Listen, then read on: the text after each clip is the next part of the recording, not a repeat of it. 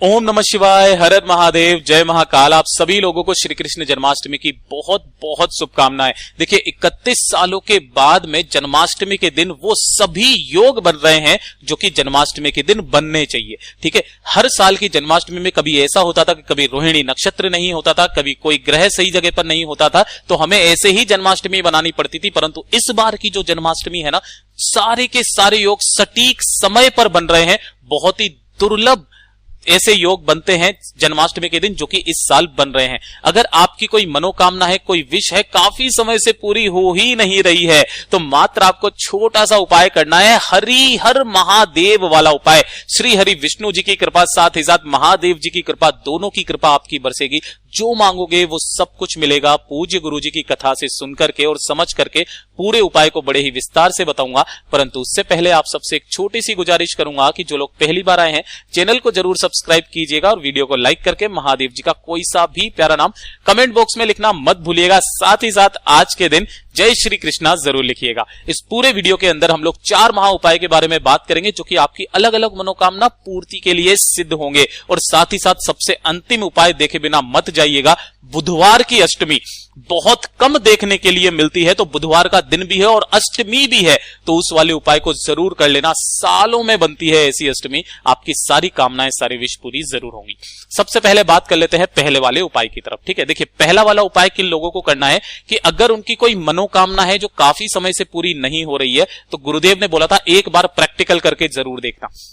यही है हरिहर महादेव जी की कृपा, यही है हरिहर महादेव जी वाला उपाय, है ना। आपकी कोई इच्छा, कोई हृदय की बात पूरी नहीं हो रही है, तो आपको जन्माष्टमी के दिन ये वाला उपाय जरूर करना होगा। ठीक है ना। देखिए कैसे करना है, आपको सबसे पहले एक दीपक तैयार करना है। दीपक कौन सा होना चाहिए? गोल बाती का। ठीक है, दीपक होगा आपकी गोल बाती का और इसके अंदर घी भरोगे, गौ माता का घी, गाय का घी। ठीक है, ये भर लेना, तो एक दीपक तो ये तैयार हो गया। आपको थोड़ा सा चाहिए होगा दही। थोड़ा सा क्या चाहिए होगा? दही। ध्यान रखना दही एकदम ताजा लेना, बासी दही मत काम में लेना। थोड़ा सा लेना होगा मक्खन, है ना। थोड़ा सा लेना होगा क्या? मक्खन। मार्केट से आप इजीली लेकर के आ सकते हो, कोई दिक्कत नहीं है। ठीक है, और इसी के साथ में आपको लेना होगा 1 से 2 मिश्री के दाने। ये क्या है? मिश्री के दाने। अब ध्यान से सुनना, इस वाले उपाय को बहुत ही ध्यान से आपको करना होगा। आपकी सारी विश, सारी मनोकामनाएं इसी महीने में पूरी जरूर हो जाएगी। आपको लेनी होगी एक बेलपत्र जो कहीं से भी खंडित ना हो, ना मिले तो आप शिवलिंग से उठा लाना। जो भी बेलपत्र एकदम सही हो, सुंदर सी हो, उसे धो करके काम में ले सकते हो। और आपको ले लेना है जल, है ना। तांबे के लोटे में जल लेना। एक बात मानो तो जल आप थोड़ा सा ज्यादा ही ले लेना, है ना। अभी बताऊंगा ऐसा क्यों। ठीक है, ये सभी सामग्री को लेकर के पहुंचना कहां पर? पीपल के पेड़ के नीचे।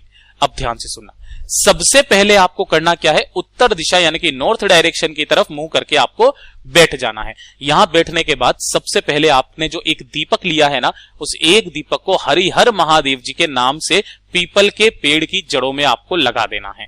उसके पश्चात आपको थोड़ी सी जगह को साफ करना है। साफ करने के पश्चात उस पेड़ के नीचे जो भी मिट्टी है, उसी मिट्टी से आपको पार्थिव शिवलिंग का निर्माण करना है ना। अगर आप पूरा का पूरा पार्थिव शिवलिंग का निर्माण ना कर पाओ, तो गुरुदेव ने बोला कि मात्र आप लिंग का निर्माण कर लो, ये वाले लिंग का निर्माण। ठीक है ना, केवल इस तरीके से लिंग बना लीजिए और उसका निर्माण कर लीजिए। निर्माण करने के पश्चात आपको जो भी दिया बत्ती, धूप बत्ती, अगर आप पूजन पाठ के लिए सामग्री लेकर के आए हो, तो आप यहां पर पूजा पाठ कर लीजिए। अब उपाय को करते वक्त ध्यान से सुनिएगा। आपने जो एक बेलपत्र लिया है, इस एक बेलपत्र पर आपको जो बीच वाली पत्ती है, ये वाली पत्ती, इस पर लगाना होगा आपको दही, है ना। चिकने हिस्से की तरफ इस पर क्या लगाओगे?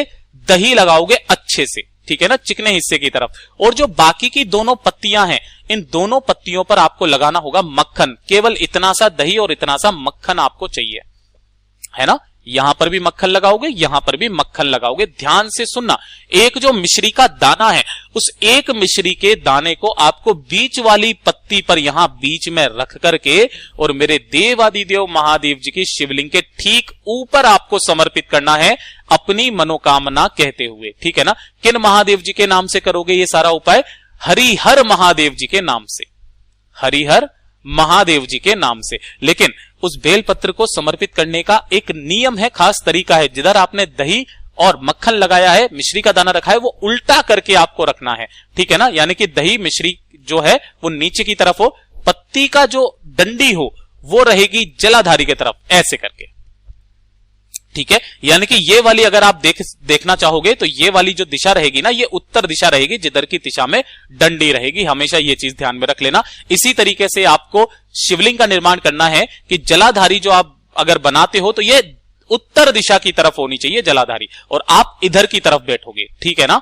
इस तरीके से आपको यहां पर समर्पित करना है एक बेलपत्र, उसी के ऊपर अपना दाहिना हाथ रख करके और अपना नाम और गोत्र बोल करके हरिहर महादेव जी का स्मरण करके अपनी मनोकामना कह देनी है। मनोकामना कह देने के पश्चात 5 से 10 मिनट वहां पर आपको महादेव जी का स्मरण करना है, और स्मरण कर देने के पश्चात जो आपने लोटा जल लेकर के आए हो ना, इतना जल जरूर लेकर के आना कि वहीं का वहीं आप इस पूरे लोटे जल को और थोड़ा सा ज्यादा मात्रा में जल को हरिहर महादेव जी के नाम से समर्पित कर देना, ठीक है ना। और इतना जल समर्पित करना कि वो वहां की वहीं पर क्या हो जाए, विसर्जन भी उसी का हो जाए। ध्यान रखना, जब भी आप इस तरीके से पार्थिव शिवलिंग का निर्माण करते हो ना, विसर्जन करना बहुत ज्यादा जरूरी है। जो व्यक्ति जन्माष्टमी के दिन इस हरिहर महादेव जी का उपाय कर लेता है ना, उसकी मनोकामना पूरी होने से कोई नहीं रोक सकता। पूज्य गुरु जी का इतना अचूक उपाय है ये। तो ये तो हो गया पहला उपाय। बात कर लेते हैं दूसरे वाले उपाय की तरफ। जिन पति पत्नी के बीच में लड़ाई झगड़ा बहुत ज्यादा होता है ना, परिवार में कलेश बहुत ज्यादा होता है, तो उन पति पत्नी के बीच में अगर प्रेम नहीं है या फिर लड़ाई झगड़ा भी नहीं होता है, फिर भी उन दोनों के बीच में अगर प्रेम नहीं बचा है ना, तो जन्माष्टमी के दिन इस उपाय को करना। आपको एक तुलसी के पत्ते का जोड़ा लेना होगा। तुलसी के पत्ते का जोड़ा आपको कैसे तोड़ना होगा, ध्यान से सुनिएगा। इस तरीके से आपको एक ऐसा जोड़ा लेना है जिसमें 2 तुलसी के पत्ते इस तरीके से लगे हुए हों, ठीक है ना। उस तुलसी के जोड़े को जब आप रात्रि को जन्माष्टमी के दिन भगवान जी का यानी कि लड्डू गोपाल जी का आप अभिषेक करेंगे, पूजा करेंगे, इन्हें झूला झुलाएंगे, उस वक्त में दोनों पति पत्नी को क्या करना है, उस तुलसी जी की जो आपने जोड़ा लिया है पत्तियों का, उसे यहां पर समर्पित करना है। और समर्पित करने के पश्चात आप दोनों को एक साथ झूला झुलाना है कान्हा जी को। गुरुदेव ने बताया कि जो भी व्यक्ति जन्माष्टमी के दिन तुलसी के पत्ते का जोड़ा कान्हा जी को समर्पित करके दोनों पति पत्नी झूला झुला देते हैं 7 बार, उनके जीवन में कभी प्रेम की कमी नहीं होगी महाराज। पूज्य गुरु जी का इतना अचूक उपाय है, ये जरूर कीजिएगा, ठीक है। अब बात कर लेते हैं तीसरे वाले उपाय की तरफ, जो कि आप सभी को करना है। आपके घर में सुख शांति समृद्धि हमेशा बनी हुई रहेगी। परिवार का कोई भी व्यक्ति गलत रास्ते पर नहीं जाएगा, और उस परिवार पर हमेशा मेरे ठाकुर जी, मेरे देवादिदेव महादेव जी की कृपा सदैव बरसती रहेगी। मैं इस वाले उपाय को पहले भी बता चुका हूं, फिर से वापस एक बार बता रहा हूं, ध्यान से सुनना।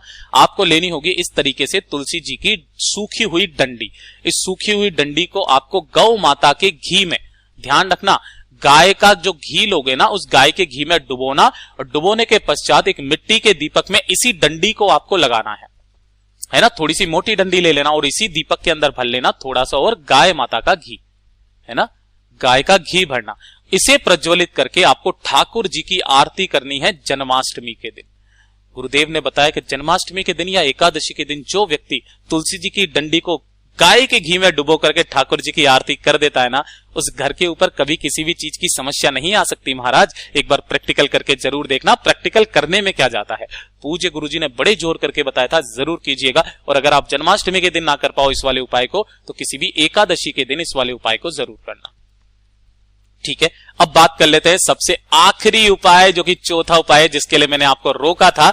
देखिए, बुधवार की अष्टमी तिथि पड़ रही है। बहुत कम बार ऐसा देखने के लिए मिलता है कि जिस दिन बुधवार की अष्टमी होती है। और जब भी बुधवार की अष्टमी आ जाए, अगर आपको कोई बड़े से बड़ा रोग है, बड़ी से बड़ी बीमारी है, चाहे कितनी भी बड़ी बीमारी क्यों ना हो, मेरा देवादिदेव महादेव इसे खत्म जरूर करेगा। बुधवार की अष्टमी के दिन ही इस वाले उपाय को किया जाता है। ध्यान से सुनिएगा। आपको लेने होंगे इस तरीके से हरा मूंग, है ना। अब हरा मूंग कितना लेना है, जो आपके घर में दोना होता है ना, कागज का जो दोना होता है, उस कागज के दोने को भर करके आपको हरा मूंग ले लेना है, ठीक है। इसी वाले दोने के ऊपर आपको क्या करना है, एक गुड़ का टुकड़ा, ये क्या है, गुड़।